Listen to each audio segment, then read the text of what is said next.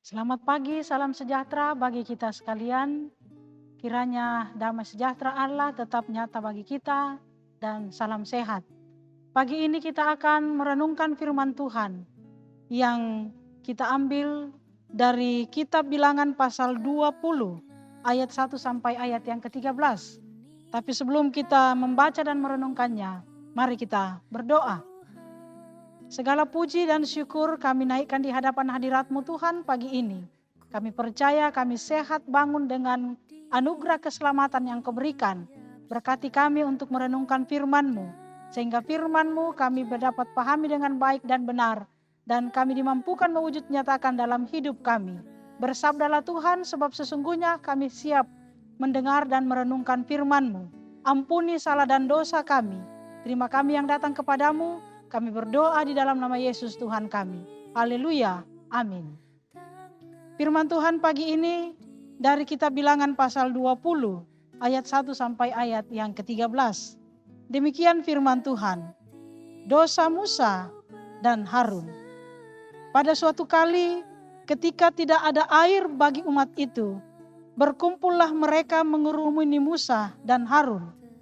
Dan berangkatlah bangsa itu dengan Musa, katanya, sekiranya kami mati binasa pada waktu saudara-saudara kami mati binasa di hadapan Tuhan, mengapa kamu membawa jemaah Tuhan itu ke padang gurun ini? Supaya kami dan ternak kami mati di situ. Mengapa kamu memimpin kami keluar dari Mesir untuk membawa kami ke tempat celaka ini, yang bukan tempat menabur tanpa pohon ara, anggur dan delima, bahkan air minum pun tidak ada. Maka pergilah Musa dan Harun dari umat itu ke pintu kemah pertemuan, lalu sujud, kemudian tampaklah kemuliaan Tuhan kepada mereka.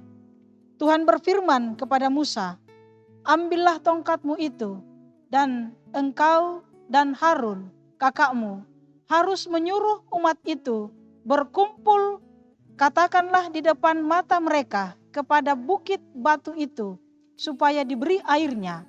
Demikianlah engkau mengeluarkan air dari bukit batu itu bagi mereka, dan memberi minum umat itu serta ternaknya. Lalu Musa mengambil tongkat itu dari hadapan Tuhan, seperti yang diperintahkannya kepadanya. Ketika Musa dan Harun telah mengumpulkan jemaah itu di depan bukit batu itu, berkatalah ia kepada mereka, dengarlah kepadaku, hai orang-orang durhaka, apakah kami harus mengeluarkan air bagimu dan dari bukit batu ini? Sesudah itu Musa mengangkat tangannya, lalu memukul bukit batu itu dengan tongkatnya 2 kali. Maka keluarlah banyak air, sehingga umat itu dan ternak mereka dapat minum. Tetapi Tuhan berfirman kepada Musa dan Harun, karena kamu tidak percaya kepadaku dan tidak menghormati kekudusanku di depan mata orang Israel, itulah sebabnya kamu tidak akan membawa jemaah ini masuk ke negeri yang akan kuberikan kepada mereka. Itulah mata air Meriba, tempat orang Israel bertengkar dengan Tuhan, dan ia menunjukkan kekudusannya di antara mereka. Amin. Demikian jauh firman Tuhan. Saudara-saudara yang dikasihi oleh Tuhan, tak dapat ditawar. Itulah tema perenungan kita pagi ini. Beberapa lapak di pasar tradisional yang menjual barang dagangan dengan harga yang masih bisa ditawar, namun ada pula beberapa toko dan mal yang kita jumpai di beberapa tempat. Ketika kita masuk ke dalamnya, maka toko dan mal itu harga barang-barang tidak akan bisa ditawar. Saudara-saudara, umat pilihan Allah pun sedang diajar tentang jangan menawar. Atas kekudusan Tuhan yang sempurna itulah Maka umat disuruh untuk jangan menawar-nawar tentang kuasa dan kekudusannya. Sesungguhnya Allah sangat berpihak dan memahami kemanusiaan orang Israel. Bahkan Allah sangat memahami bagaimana kesusahan orang Israel ketika itu. Allah sedang merasakan bagaimana orang Israel mengalami kesusahan, kepanasan. Mereka mudah marah dan bersungut-sungut tentang arti hidup yang dijalani sejak Musa dan Harun memimpin mereka keluar dari tanah Mesir. Bahkan orang Israel suka menuduh dan juga membanding-bandingkan bagaimana mereka hidup di Mesir saat mereka masih ada di sana dan saat mereka sedang mengalami perjalanan untuk menuju tanah perjanjian. Karena itu saudara-saudara, keberpihakan Allah yang penuh kesabaran dan kasih-Nya tergambar pada bagian kedua dalam pembacaan kita, yaitu dengan menyatakan kemuliaan-Nya di hadapan orang Israel saat Musa dan Harun menghadap kepada Tuhan. Dalam ayat yang kelima, nyata sekali bagaimana Allah memerintahkan Musa dan Harun melalui firman-Nya untuk mewujudkan satu kebutuhan bagi orang Israel yang memang sangat didambakan, yaitu saat mereka kehausan. Air mereka butuhkan dan air itu ada.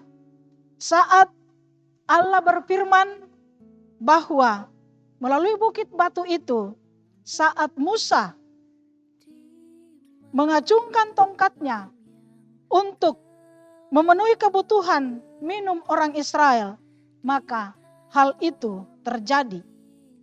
Saudara-saudara yang dikasihi oleh Tuhan, sejauh ini seolah-olah tidak ada yang salah dengan proses pemenuhan kebutuhan air yang dibutuhkan oleh orang Israel saat itu. Namun sebuah kata yang amat sangat harus menjadi perenungan yang mendalam, yaitu apakah kami harus mengeluarkan air bagimu dari bukit batu ini? Ayat 10.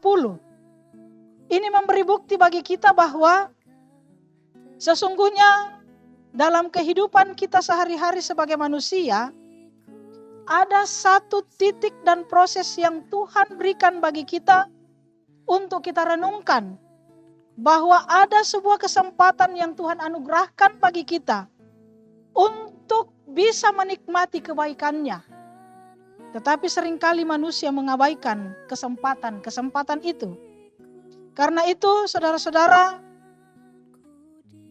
menjadi pokok perenungan iman bagi kita di pagi ini, bahwa luar biasa kasih Tuhan melalui perjalanan kehidupan bangsa Israel menuju tanah perjanjian, memberi bukti bagi kita sebagai umat yang percaya kepadanya, bahwa proses hidup yang Tuhan anugerahkan bagi kita hingga pada saat ini, pastilah ada satu masa di mana kita sangat membutuhkan pertolongan Tuhan. Dan Tuhan berfirman bagi kita dan memberi kesempatan bagi kita. Dan hal itu terjadi secara ajaib dan mujizatnya nyata. Karena itu saudara-saudara, sejarah kehidupan manusia berbeda-beda. Tetapi pengalaman iman kita semuanya memberi bukti bagi kita bahwa sesungguhnya kita adalah umat pilihan Tuhan yang memang sudah dikuduskan untuk menjadi anak-anak ketebusannya, yang dalam proses hidup ini kita diberi begitu banyak kuasa untuk menyatakan berkat-berkat-Nya. Karena itu saudara-saudara, mari mengucap syukur yang Tuhan sudah berikan bagi kita melalui hidup ini, bahwa dengan mempercayakan hidup kita kepada Kristus melalui pengorbanannya, Dialah yang Maha Kudus bagi kita, Karena kekudusannya itu adalah kekudusan yang abadi dan kekal, dan telah dinyatakan dalam diri kita sebagai orang yang percaya kepadanya. Dan Tuhan sendiri mengatakan, kuduslah kamu karena aku kudus. Dan kekudusan itulah yang tidak perlu ditawar-tawar, karena kita adalah umat yang telah ditebusnya. Terpujilah Dia. Haleluya. Amin. Kita berdoa. Terima kasih Tuhan, kami sudah diberkati melalui firman-Mu pagi ini. Berkati kami untuk mengertinya lebih jauh, bahwa kekudusan-Mu, kemahakuasaan-Mu, dan juga mujizat-Mu tetap nyata dan berlaku bagi kami setiap hari. Biarlah itu menjadi tuntunan kami menjalani hidup ini. Dan Tuhan memberkati kami hari ini untuk memulai aktivitas kami, sehingga kami sehat, kami kuat, dan kami mengalami damai sejahtera-Mu untuk hari ini. Dan Tuhan pun akan memberkati semua rencana, pekerjaan, dan aktivitas yang kami lakukan hari ini, sehingga berkenan kepadamu. Terpujilah nama-Mu Tuhan dalam kehidupan kami, dan berkat-berkat-Mu akan terus mengalir dalam perjalanan hidup ini. Terima kasih untuk semuanya. Biarlah kami dikuatkan menjalani hidup hari ini. Ampuni salah dan dosa kami. Kami akan menyatakan hidup dan aktivitas kami hari ini di dalam nama Yesus, Tuhan dan Juru Selamat kami. Amin.